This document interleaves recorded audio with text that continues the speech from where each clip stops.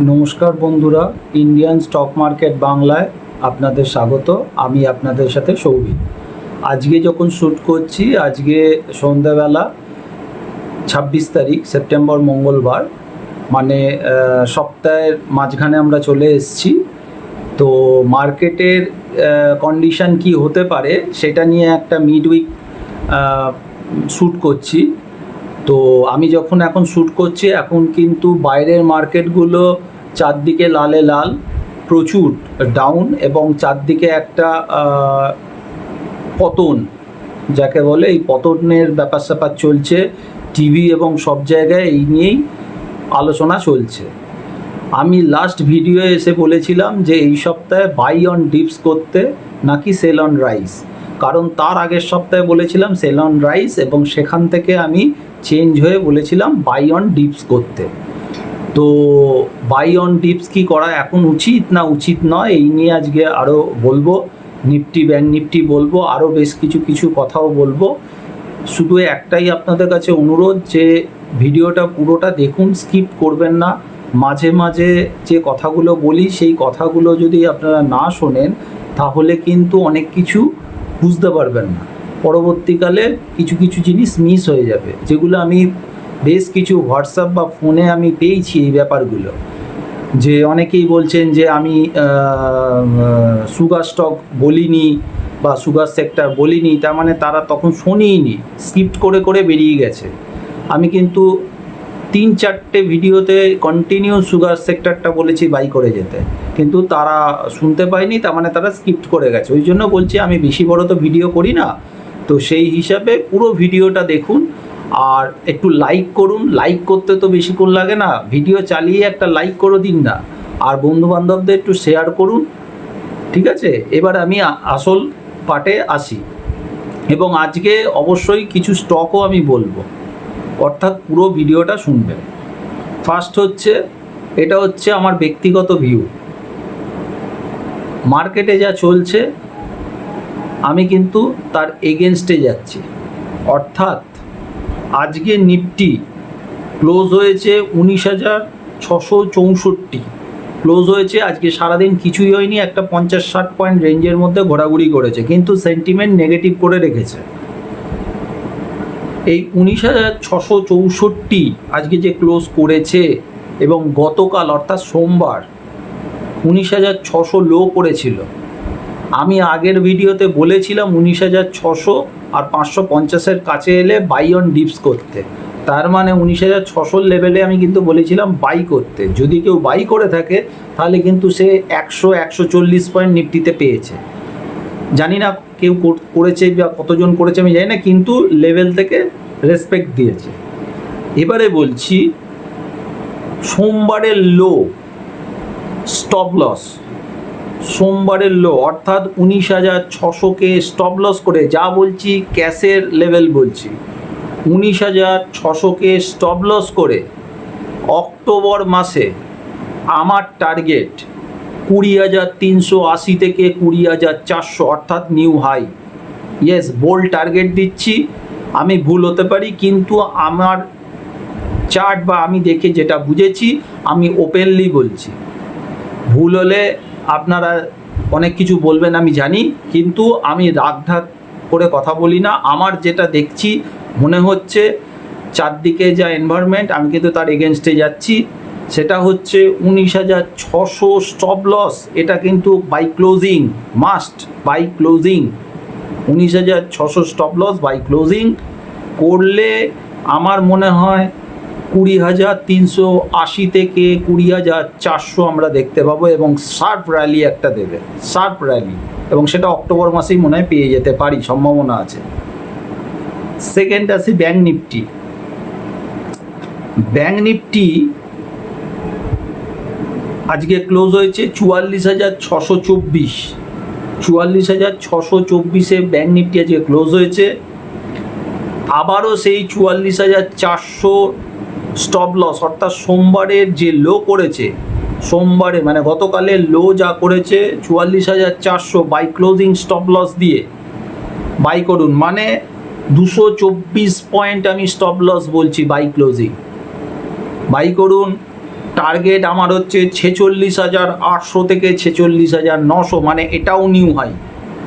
46,800 থেকে 46,900 আমার টার্গেট, সেটাও অক্টোবরের মধ্যে। ক্লিয়ার? আমি ভুল হতেই পারি, কিন্তু আমার যেটা মনে হয়েছে, আমার মত আমি মিড উইকে এসে জানিয়ে দিলাম। এবারে আমি টোটালি এটা পেপার ট্রেডিংয়ের জন্য বলছি, যেহেতু এডুকেশনাল চ্যানেল, আমি সেবি অ্যানালিস্ট নই, অর্থাৎ পেপার ট্রেডিংয়ে বলছি আমার মনে হচ্ছে এটা হতে পারে, সম্ভাবনা আছে। বেশ কিছু কারণ আছে, এত কারণ ভিডিওতে বলা সম্ভব নয়। তো আমি কিন্তু মার্কেটকে বাই অন ডিপস এবং এখান থেকে একটা সাব রিকভার দেখছি এবং নতুন হাই আমি দেখছি। এটা গেল নিফটি আর ব্যাংক নিফটি। এবারে ছোট ছোট বেশ কয়েকটা বলি, তারপর আমি স্টকও বলবো। ফার্স্ট হচ্ছে 30শে সেপ্টেম্বর মধ্যে যদি কারোর ডিম্যাট অ্যাকাউন্টে নমিনি না থাকে, তার কিন্তু ট্রেড করা বন্ধ হয়ে যাবে, ডিম্যাট অ্যাকাউন্ট ফ্রিজ করে দেবে। 30শে সেপ্টেম্বর প্রত্যেকে দেখে নিন আপনাদের নমিনি আছে কি না। যদি না থাকে তাহলে ইমিডিয়েট ব্রোকারের সাথে যোগাযোগ করুন, নমিনি করুন, নাহলে 30 তারিখ থেকে আর ট্রেডিং করতে পারবেন না। পরের পার্ট হচ্ছে আরেকটা খবর যেটা আছে, সেটা হচ্ছে সম্ভবত, এখনও কনফার্ম নয়, সম্ভবত আমাদের যে টাইমিং 9:15 থেকে 3:30 অবধি যে মার্কেট আমাদের ক্যাশ আর ফিউচার মার্কেট চলে, শুধুমাত্র ফিউচার মার্কেট 9:15 থেকে 3:30 হবে, তারপরে অফ হয়ে আবার সন্ধ্যে 6টা থেকে 9টা অবধি হবে, এবং পরবর্তীকালে ওটা রাত 11:30 অবধিও হতে পারে। এরকম একটা কথাবার্তা চলছে, এখনও কনফার্ম না, হওয়ার সম্ভাবনা আছে। অর্থাৎ আমাদের মার্কেট 3:30 পর বন্ধ হয়ে যাওয়ার পর অনলি ফর ফিউচার, ক্যাশে কাজ হবে না আপাতত, ফিউচারে হবে, সেটা 6টা থেকে 9টা এবং তারপরে 11:30 অবধি হতে পারে, একটা খবর আছে। এরপর বলি, আমি বারংবার বলেছি সুগার সেক্টর বাই করে রাখতে, ভালো র্যালি দিয়েছে এবং মার্কেটে চারদিকে টিভিতে সুগার সেক্টর সম্পর্কে খারাপ নিউজ, গভর্নমেন্ট প্রত্যেক সপ্তাহে ওদের স্টক দেখবে বলেছে, না হলে পেনাল্টি করবে, বিভিন্ন টাইপের বাজে নিউজ টিভিতে দেখাচ্ছিল, সেই সেন্টিমেন্টে নামাচ্ছিল। আমি কিন্তু বারংবার বলে গেছি সুগার সেক্টর বাই করতে। দেখুন কালকে একটা ভালো র্যালি দিয়েছে, আবার দেবে। এইবার বলি কেন আমি বলছি, আমার কাছে প্রচুর হোয়াটসঅ্যাপ এসছে, ফোন এসছে, অনেকে বলছে আমি সুগার সেক্টর শুনিনি, আমি ভিডিওতে নাকি বলিনি, তারা শুনিনি। এখনও ভিডিও পড়ে আছে, ভিডিও গিয়ে দেখা যাবে পুরনো ভিডিও আমি বলেছি কি না, লাস্ট উইক, তার আগের উইক, পর আমি বলে গেছি। তার মানে তারা স্কিপ্ট করে বেরিয়ে যায়। সে যদি স্কিপ্ট করে না যেত, 10টা মিনিট 12টা মিনিট যদি টাইম দিয়ে পুরোটা দেখতো, তাহলে সুগার সেক্টর থেকে কিছু হলেও ভালো পয়সা পেত। ওই জন্য বলছি, আমি যে ছোট ভিডিও করি সেটা স্কিপ্ট করবেন না, ওটা পুরোটা দেখুন। এইবার বলি, আমি আগের রবিবার দিনকে আমার যে একটা কল সার্ভিস আছে, মানে শুরু করেছি সবে, এক্সপায়ারি টু এক্সপায়ারি আপনারা জানেন, সেই কল সার্ভিসের জন্য প্রচুর ফোন হোয়াটসঅ্যাপ এসছে, তার মধ্যে অনেকে জয়েন্টও করেছেন, তাদের কলও দেওয়া শুরু হয়ে গেছে, এবং যারা কল পাচ্ছেন গ্রুপে আছেন তারা জানেন কি পাচ্ছেন, মানে কি চিন্তা করে এসেছিলেন আর আপাতত কি পাচ্ছেন। সবেমাত্র কেউ দুদিন পেয়েছে, কেউ একদিন পেয়েছে, তো কি পাচ্ছেন তারাই জানে। সবার আশা করছি সবার টাকা, আশা নয়, সবার টাকা উঠেই গেছে এবং এখনও কিন্তু শুরুই হয়নি। নমিনাল ফিস আমি রেখেছিলাম, এবং আরও আমি গ্রুপটায় যেটা আমার সুবিধা হয় সেটা হচ্ছে, ধরুন মার্কেট আওয়ার্সে কোনো একটা পার্ট চেঞ্জ হচ্ছে বা কোনো স্টক একটা নতুন এলো বা চেঞ্জ হচ্ছে, সেটা তো আমি ভিডিও করে তখন বলা সম্ভব হয় না। আমি ভিডিও রাত্রিবেলা করব বা সপ্তাহে 2 কি 3টে ভিডিও করব। এবার কোনো সময় ধরুন সকালবেলা, আজকে ধরুন মঙ্গলবার সকালবেলা 11টার সময় কোনো স্টক এলো বা কোনো নিউজ এলো, মার্কেট ঘুরছে, সেটা আমি আমার গ্রুপে, টেলিগ্রাম গ্রুপে বলতে পারি, কিন্তু আমি তো আপনাদের সামনে এসে বলা সম্ভব নয়। ওর জন্য টেলিগ্রাম গ্রুপটা আমি করে রেখেছি, যারা নিয়েছেন তারা জানেন কি দিয়েছেন আর কি পাচ্ছেন এখনো অবধি। এবারে বলছি, যারা এখনও জয়েন করেননি, যদি আপনাদের মনে হয় জয়েন করতে পারেন। ওই একইভাবে একটা হোয়াটসঅ্যাপে SMS করবেন, আমি ডিটেলস বলে দেবো। 1000 পার মান্থ বলেও দিয়েছিলাম, আবারও বলছি, শুধু ক্যাশ যারা কাজ করেন তারা শুধু করবেন না, শুধুমাত্র ক্যাশে যারা কাজ করেন, আমি বলছি না ক্যাশ দিচ্ছি না, অলরেডি আমি 2-3টে ক্যাশ দিয়ে দিয়েছি স্টক, এবং সেগুলো ভালো কাজও হচ্ছে। তবুও আমি বলছি অনলি ফর ক্যাশের জন্য কল করবেন না। বাদবাকি যদি সব মোটামুটি করেন তাহলে কল করুন, মনে হয় খারাপ হওয়ার কথা না। এটা পার্ট গেল। লাস্ট পার্ট হচ্ছে, আমি আরেকটা বলেছিলাম যারা ফোন করেছিলেন ক্যাশের জন্য,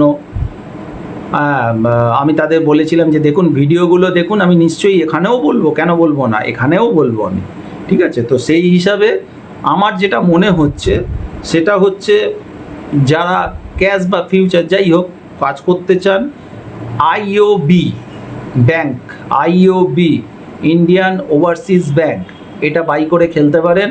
10% টার্গেট, আজকে যা ক্লোজ হয়েছে মোটামুটি 10% টার্গেট, মানে 50 রুপিসের কাছে টার্গেট হবে।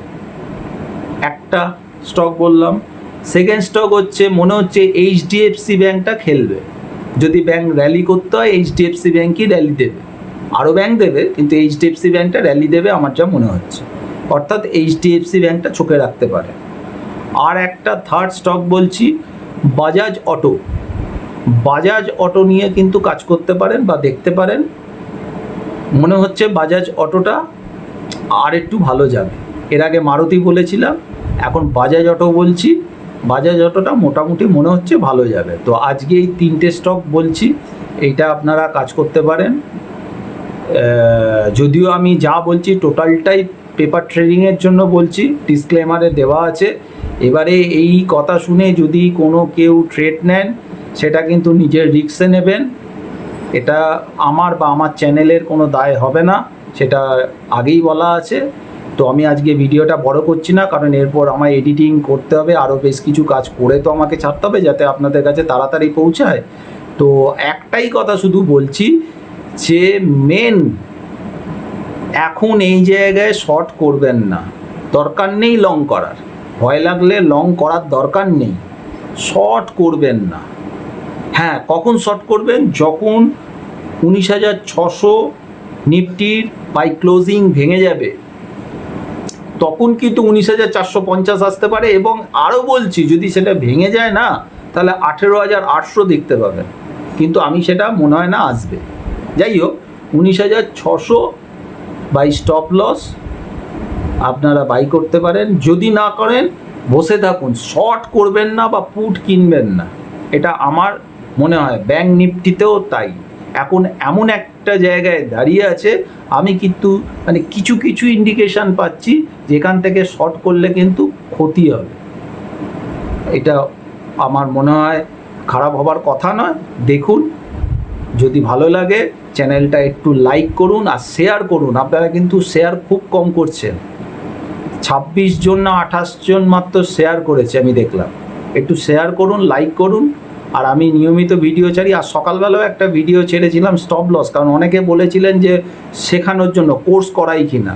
আমি কোর্স করাই না, তো তাও মাঝে মাঝে কিছু কিছু এডুকেশনাল জিনিস তো দিচ্ছি, সেগুলো দেখুন না। সেখানে তো দেখছি ভিউ কম হচ্ছে, মানে লোক শিখতে চায় না।